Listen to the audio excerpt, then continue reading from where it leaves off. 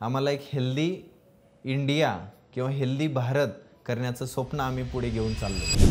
नमस्कार, माझं नाव Krishna Nidwanche, managing director Nadabrahma idli. Nadabrahma इडलीची सुरुवात जर तुम्ही म्हणत असाल तर 20 नोव्हेंबर 2020 मध्ये धनकवडी केके मार्केट या ठिकाणी नादब्रह्म इडलीचा पहिला आउटलेट चालू केला। हा आउटलेट चालू करण्याच्या आधी 7 ते 8 वर्षापासून हॉटेल इंडस्ट्रीमध्ये म्हणजेच नादब्रह्म डोसा इडली या नावाने आम्ही हॉटेल चालवत होतो। साऊथ इंडियनमधले सगळे पदार्थ आम्ही ठेवून तो हॉटेल व्यवसाय चालवत होतो। पण जसा प्रत्येकाला माहिती आहे कोविडचा टाईम आला आणि कोविडमध्ये बरेचसे व्यवसाय हे बंद झाले, तसाच आमचाही व्यवसाय तेव्हा बंद झाला। 7 ते 8 हॉटेलवरून आम्ही परत 2 हॉटेलवरती परत पोहोचलो। मग त्याच्यानंतर एक विचार केला की प्रत्येकाला एक आरोग्यदायी किंवा हेल्दी पदार्थ काय देऊ शकतो, तर तो आम्ही बघितला किंवा बऱ्याचशा आमच्या ग्राहकाच्या फीडबॅक आम्ही काढून बघितल्या। तर त्या फीडबॅकमध्ये एकच गोष्ट आम्हाला दिसत होती की ती म्हणजे तुमच्या इथली इडली खूप हेल्दी आहे आणि पौष्टिक आहे।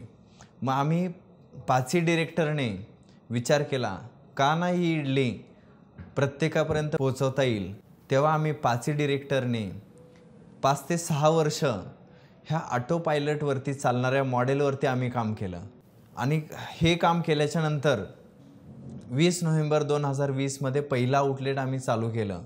चालू करत असताना बऱ्याचशा अडचणी होत्या की इडली हा पदार्थ दिवसभर सगळेजण खातील का, एकच पदार्थ ठेवून याचा व्यवसाय होईल का, अशा असंख्य प्रश्न आमच्याकडे होते। पण त्या सगळ्या प्रश्नावरती एकच उत्तर होतं, ते म्हणजे इडली। प्रत्येक व्यवसाय, प्रत्येक बिझनेस हा छोट्यातूनच मोठा होतो। तेव्हा आम्ही प्रत्येकाने एक ठराविक रक्कम याच्यामध्ये इन्व्हेस्ट केली आणि पहिला आउटलेट आम्ही धनकवडीमध्ये स्टार्ट केलं। पण हा व्यवसाय करत असताना एक मनामध्ये खंत होती की फक्त हा व्यवसाय इथपर्यंतच किंवा पुण्यापुरता किंवा महाराष्ट्रापुरता न राहता हा भारतभर पोहोचवण्याचा आमचा जो एक गोल होता आणि तो गोल पोहोचवत असताना फक्त आम्हाला व्यवसाय करायचा नसून व्यवसायासोबत प्रत्येकाचं आरोग्य कसं उत्तम राहील, प्रत्येकाची हेल्थ कशी उत्तम राहील आणि प्रत्येकाला एक पौष्टिक आणि परवडणाऱ्या दरामध्ये इडली कसं मिळेल किंवा नाश्ता कसं मिळेल, हा एक आमच्या पाठीमागचा पर्पज होता। त्याच्यामुळे आम्ही हा विचार केला आणि ह्याच्यावरती 7 ते 8 वर्षापासून प्लॅनिंग, स्ट्रॅटर्जी आणि मॅनेजमेंट ह्याच्यावरती आम्ही काम करत होतो। ॲज अ बिझनेस ओनर किंवा एक व्यावसायिक म्हणून प्रत्येक गोष्टी आपल्याला कराव्या लागतात आणि जेव्हा आपला व्यवसाय वाढतो किंवा व्यवसाय मोठा होतो तेव्हा त्याच्या पाठीमागची प्रोसेस, त्याच्या पाठीमागची सिस्टम, त्याच्या पाठीमागची यंत्रणा ही काम करत असते। आज एंटायरली महाराष्ट्रभर नादब्रह्म इडली काम करत असताना नादब्रह्म इडली जरी तुम्हाला दिसत असेल तरी ह्याच्या पाठीमागे काम करणारी टीम खूप मोठी आहे आणि त्या टीमचा सहकार्याने आणि सपोर्टने जी आज एक गोष्ट छोट्या प्रमाणात आपण करू शकतो ती आज मोठ्या प्रमाणात हे टीमच्या माध्यमातून करू शकतो। आणि इम्प्लिमेंटेशन करत असताना आज ॲट अ टाईम आमच्या महाराष्ट्रभर जेवढ्या शाखा आहेत त्या ठिकाणी एका वेळेस एकत्र इम्प्लिमेंटेशन करू शकतो। हा सुरुवातीचा काळ आणि आत्ताच्या काळामध्ये खूप फरक आहे। जर तुम्ही म्हणत असाल कोणता जरी व्यवसाय जर मोठा होत असेल किंवा व्यवसायात जर प्रगती होत असेल किंवा तो व्यवसाय एका कालांतरापासून किंवा एक जे ठराविक पातळीपासून जर दुसऱ्या पातळीपर्यंत जर तो व्यवसाय आपला वाढत असेल तर त्याच्या प्रमुख काही कारणं आहेत। जसं जर तुम्ही विचार केला की व्यवसायामध्ये मार्गदर्शन आणि व्यवसायामध्ये नवीन टेक्नॉलॉजी ॲक्वायर करणं तेवढंच जास्त गरजेचं आहे आणि महत्त्वाचं आहे। जर तुम्हाला एक एक्झाम्पलच्या द्वारे जर सांगायचं असेल तर आपण एखादी गोष्ट किंवा आपण एखाद्या शेती असेल, शेतीमध्ये आपण जेव्हा एखाद्या बियाचं पेरणी करतो, पेरणी केल्याच्यानंतर त्याला जो लागणारा एन्व्हायरमेंट आहे तो आधी व्यवस्थित व्हावा लागतो। म्हणजे जसं आपण शेतामध्ये जर पेरायचं असेल तर त्या जमिनीची मशागत जशी व्हायला पाहिजे तसंच आपल्या व्यवसाय जर एक ठराविक उंचीवरती जर पोचायचं असेल तर व्यवसायातल्या प्रमुख काही गोष्टी त्याची बांधणी व्यवस्थित होणं खूप जास्त गरजेचे आहे. आणि त्याच्यानंतर व्यवसायामधले प्रोसेस आणि सिस्टम जर आपल्या कंटिन्युअसली जर त्याच्यामध्ये ग्रोविंग असतील आणि सिस्टम आणि प्रोसेस जर आपल्या सेट असतील तर तो व्यवसाय ठराविक उंचीपर्यंत किंवा आपल्याला जो योग्य उंचीपर्यंत पोहोचायचं आहे किंवा आपला टार्गेट आणि गोल जो असेल तिथंपर्यंत आपण नक्कीच पोहोचू शकतो. आणि जर एक एक्झाम्पलच्या माध्यमातून जर सांगायचं असेल, एखादा कोणताही व्यवसाय असेल, कोणताही प्रोडक्ट असेल, सुरुवातीच्या काळामध्ये त्याची सुरुवात छोटीशी होते, पण आपण त्याला कुठंपर्यंत घेऊन जायचं आहे जर आपला टार्गेट आणि गोल जर सेट असेल तर तो व्यवसाय नक्कीच दुसऱ्या उंचीपर्यंत पोहोचू शकतो. आणि त्याच्यासाठी आपल्याला जो लागतो तो टार्गेट, जर तुमचं फिक्स असेल तर तुम्ही नक्कीच यशापर्यंत पोहोचू शकता.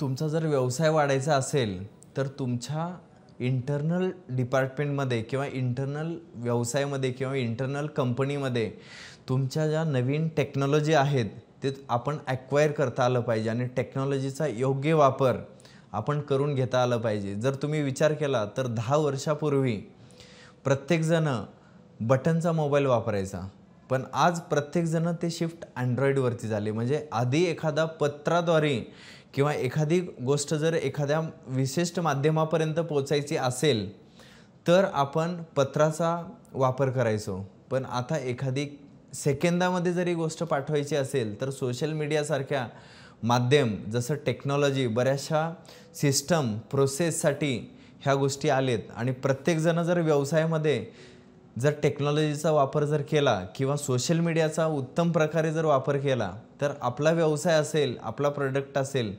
नक्कीच सगळ्यांपर्यंत पोहोचू शकतो. तुम्ही जर नादब्रह्म जर स्पेसिफिक म्हणत असाल, नादब्रह्म इतरांपेक्षा काय वेगळं आहे, तर नादब्रह्म काम करत असताना सर्वसामान्य किंवा प्रत्येकाचा विचार करून बनलेला हा ब्रँड आहे. म्हणजे आम्ही काम करत असताना किंवा मानसिकता ही खूप महत्त्वाची आहे. जर माझी मानसिकता जर पुढच्यांचं आरोग्य चांगलं ठेवायची असेल आणि त्याच मानसिकतेमधून मी जर काम करत असेल तर पुढच्यांचं आरोग्य असेल, पुढच्यांचं प्रत्येक जी गोष्ट असेल ती चांगली होऊ शकते.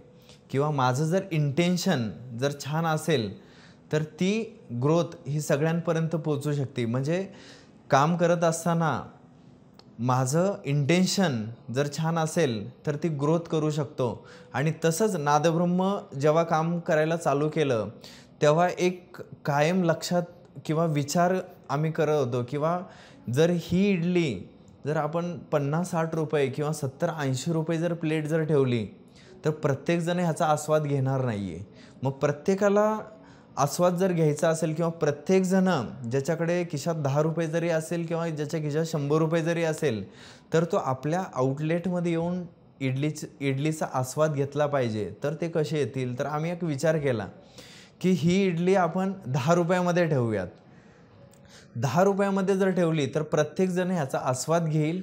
आणि हे आस्वाद घेत असताना चटणी आणि सांबार अनलिमिटेड आपण देतो. जसं तुम्ही एखाद्या ठिकाणी जर नाश्ता करायला जर गेले तर 70 ते 80 रुपये तुम्हाला लागतात, पण नादब्रह्ममध्ये जर तुम्ही नाश्ता करायला आले तर तुम्हाला 10 रुपयापासून इथे इडली मिळेल. आणि हा एक कायम मानस लक्षात ठेवून आणि बऱ्याचशा ठिकाणी इडली हा असा पदार्थ आहे जरी ट्रेडिशनल फूड म्हणून आपण ह्याचा विचार करत असाल किंवा सगळीकडे हा अवेलेबल जरी पदार्थ असेल तर बऱ्याचशा ठिकाणी इडली ही सकाळीच मिळते, दिवसभर मिळत नाही आहे. मग नादब्रह्म इतरांपेक्षा वेगळा करण्यासाठी ही इडली दिवसभर तुम्हाला गरमच आम्ही सर्व करतो. म्हणजे कोणताही पदार्थ इथे बनवून ठेवला जात नाही आहे. आज महाराष्ट्राच्या 36 जिल्ह्यामध्ये 180पेक्षा जास्त शाखामध्ये आणि दररोज नादब्रह्मच्या सगळ्या शाखा मिळून 1,80,000 ते 2,00,000 इडल्या आमच्या इथे बनतात. आणि ह्याच्या माध्यमातून दररोज 20 ते 25,000 ग्राहक नादब्रह्म इडलीचा आस्वाद घेतात. आणि आम्हाला खूप जास्त आनंद होतो आहे की नादब्रह्म इडलीचं रोपटं जसं 2020मध्ये म्हणजे 3 वर्ष आधी आम्ही लावलं होतं आणि आज हे रोपटं बघता बघता महाराष्ट्राच्या कानाकोपऱ्यात पोहोचलं आहे. आणि प्रत्येक ग्राहकाचा आशीर्वाद आणि प्रेम आमच्या पाठीमागे नक्कीच आहे. आणि जेव्हा प्रत्येक ग्राहक आमची इडली खातो आणि तो मन भरून आम्हाला शुभेच्छा देतो आणि सांगतो तुमची इडली खूप छान आहे, तेव्हा खरंच मन भरून येतं की आपण एक समाजाची किंवा सगळ्यांची एक सेवा करण्याचं उत्तम साधन आमच्या नादब्रह्मच्या माध्यमातून आम्ही सेवा देण्याचं काम नादब्रह्मच्या माध्यमातून करतोय. आणि ग्राहकाच्या ह्याच प्रतिसादामुळे आम्हाला खूप जास्त आनंद होतोय. आणि प्रत्येकाच्या महाराष्ट्रात नव्हे तर भारताच्या प्रत्येक कानाकोपऱ्यात नादब्रह्म पोचवण्यासाठी आम्हाला नक्कीच बळ प्राप्त होतं. आणि हे करत असताना मी सर्व ग्राहकांचे मनापासून आभार व्यक्त करतो की प्रत्येकजण एक हेल्दी नाश्त्याचं किंवा हेल्दी पदार्थाचा आस्वाद प्रत्येकाने घ्यावं, प्रत्येकाचं एक आरोग्य छान पद्धतीने सांभाळावं. त्यासाठी मी मनापासून सगळ्यांचे आभार व्यक्त करतो.